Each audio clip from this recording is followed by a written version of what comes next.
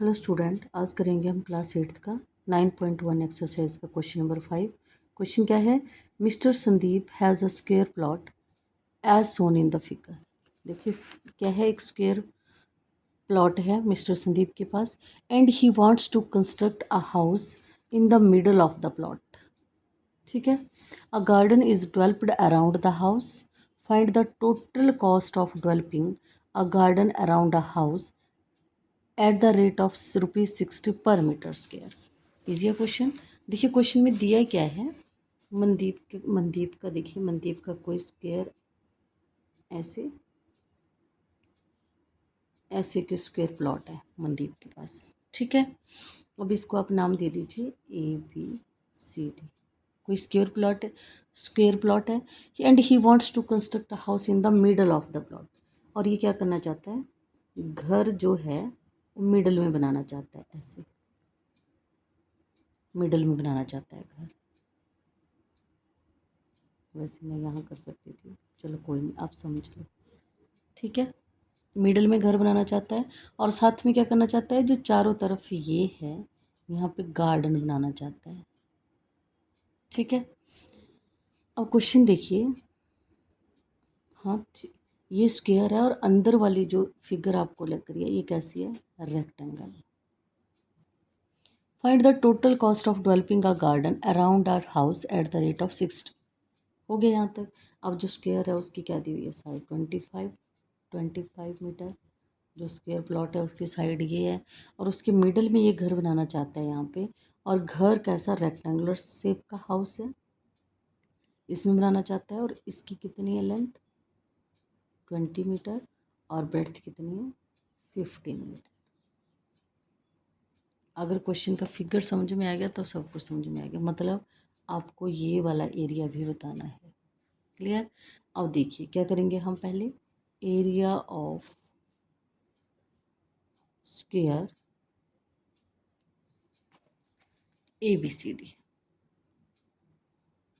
ABCD नाम दिया ना हमने इसको। ABCD का आपको पता है एरिया ऑफ स्क्वायर क्या होता है, साइड इंटू साइड। ठीक है। तो साइड क्या है इसकी, 25 × 25। तो 25 × 25 क्या होता है, 625 मीटर स्क्वायर, क्योंकि ये मीटर है। क्लियर। अब देखो ये तो ऊपर वाले फिगर का एरिया हो गया। अब क्या बोला है आपको, हाउस। ये जो हाउस है इसका भी निकाल लेते हैं हम। एरिया ऑफ रेक्टेंगल हाउस, इसको नाम दे दो PQRS। PQRS। और आपको पता है एरिया ऑफ रेक्टेंगल का फॉर्मूला क्या होता है, L × B। तो L क्या है, 20 × अब देखिए यहाँ पे 20 नहीं होगा। हाँ ठीक है, यहाँ पे पूरा दिया हुआ है 20 × 15। ठीक है। तो 20 × 15 मतलब 15 × 2 = 30, 300 मीटर स्क्वायर एरिया हो गया। अब एरिया ऑफ द गार्डन निकाल लेते हैं। एरिया ऑफ गार्डन, गार्डन का एरिया क्या हो जाएगा, area of ABCD minus area of PQRS, यही बनेगा ना। ठीक है। अब एरिया ABCD का एरिया क्या है, 625 माइनस 300। तो कितना बच गया, 325 मीटर स्क्वायर। ठीक है। अब क्वेश्चन ये यहाँ तक आ गया। The cost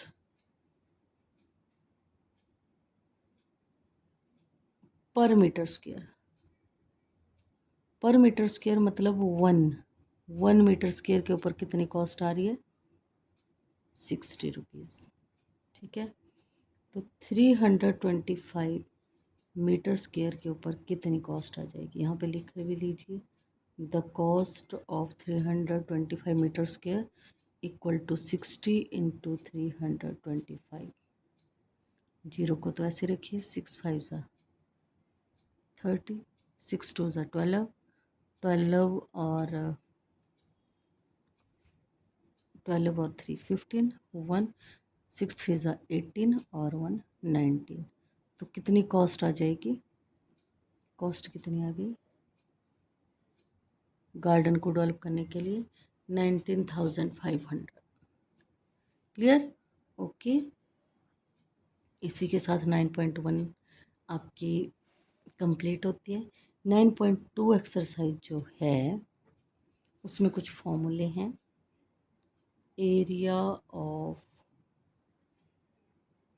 quadrilateral. क्वाड्रिलेटर क्या होता है? जिसकी 4 साइड्स होती हैं। जैसे मान लीजिए ये भी एक टाइप ऑफ क्वाड्रिलेटर है,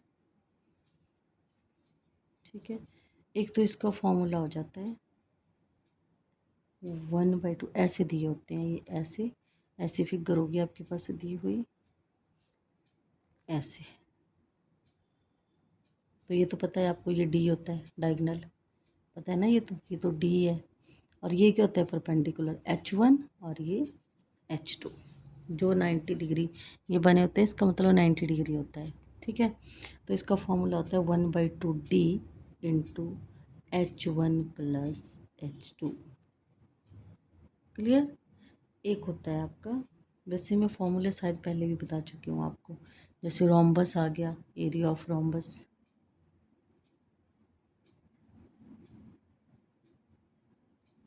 एरिया ऑफ रोम्बस का फॉर्मूला होता है 1/2D1 इंटू D2। रोम्बस का क्या होता है?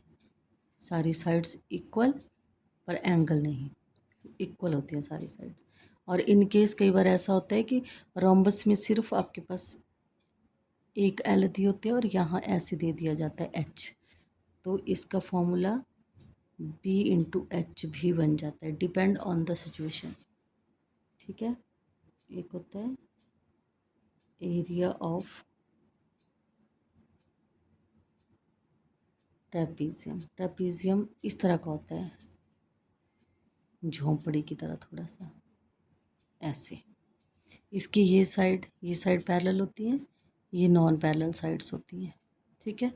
तो यहाँ पे क्या होता है, ये एच जो होता है ना, ये वाला एच पैरेलल साइड, इसका होता है 1/2 sum of parallel side into H, जो इसके पास एच दिया होता है। क्लियर?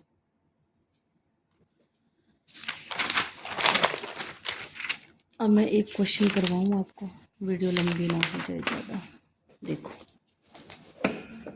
क्या दिया है आपके पास, क्वेश्चन नंबर 1 9.2 का ऐसे दिया आपके पास फिगर, इस तरह की फिगर दी है, ठीक है। और साथ में आपके पास ये क्या दिया हुआ है, 6 सेंटीमीटर।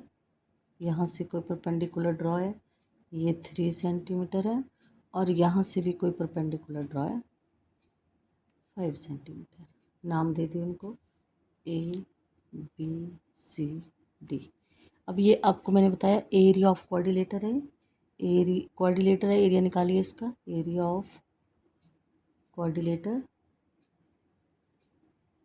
एरिया ऑफ क्वाड्रिलेटर का फॉर्मूला क्या है, 1/2 H1 प्लस H2।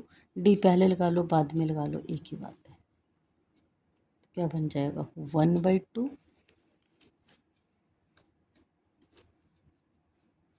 1/2 H1 क्या आ गया, ये देखिए 3 प्लस 5 H1 प्लस H2, ये H1 है H2 है, और D की जगह कितना आ गया 6, कट कर दीजिए। इनके बीच वालों को कट नहीं करना होता है, ब्रैकेट के अंदर ही सॉल्व करना होता है, जो बाहर है उसको कट कर दिया। तो क्या बच गया आपके पास बाहर, और 5 + 3 कितना बन गया 8, 8 3 ज़ा 24 सेंटीमीटर स्क्वायर।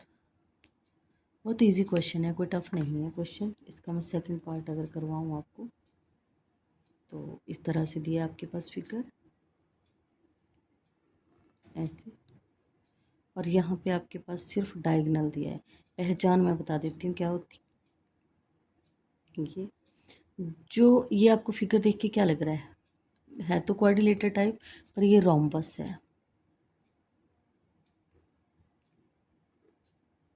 क्यों है रोम्बस? क्योंकि रोम्बस के जो डायगोनल होते हैं वो परपेंडिकुलर बाइसेक्ट करते हैं 90 डिग्री के ऊपर। क्लियर? ये पहचान है, पहचान बता रही हूँ मैं आपको। 7 और ये क्या है 6। तो एरिया क्या बन जाएगा रोम्बस का? Area of rhombus equal to 1/2 d1 into d2। तो 1/2 d1 क्या है 6 इंटू 7, कट कर दीजिए। 7 3 सा 21 centimetre square. Okay, thanks for watching.